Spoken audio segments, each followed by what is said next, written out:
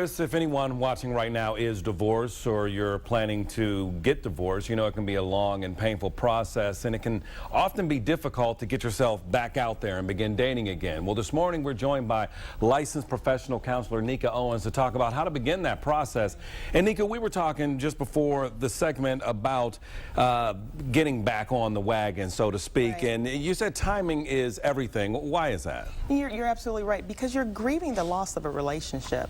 It's like a death, and you don't want to put yourself out there too soon in dating, because the person you may be dating may not have gone through what you've gone through, and so you're going through so many different emotions, and you really don't want to rush that process, because it wouldn't be fair to you and the person you're dating.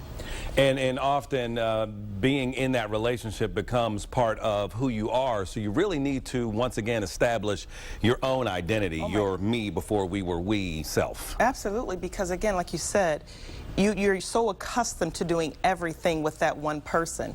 So you have to give yourself time to just kind of identify who you are, separate of that person, and just really just creating an identity for yourself without that person, arriving at wholeness without that person being there anymore. Which, you know, can take a different period of time for each individual. And often when you have someone who's been in a relationship for that long and they're used to being a team, they may want to rush it because they're lonely. Absolutely.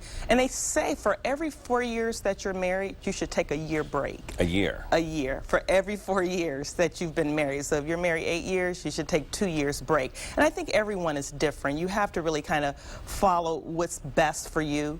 But I think sometimes we go based on, you know, just a need to be in a relationship and not so much really following your heart and what's really good for you at that time.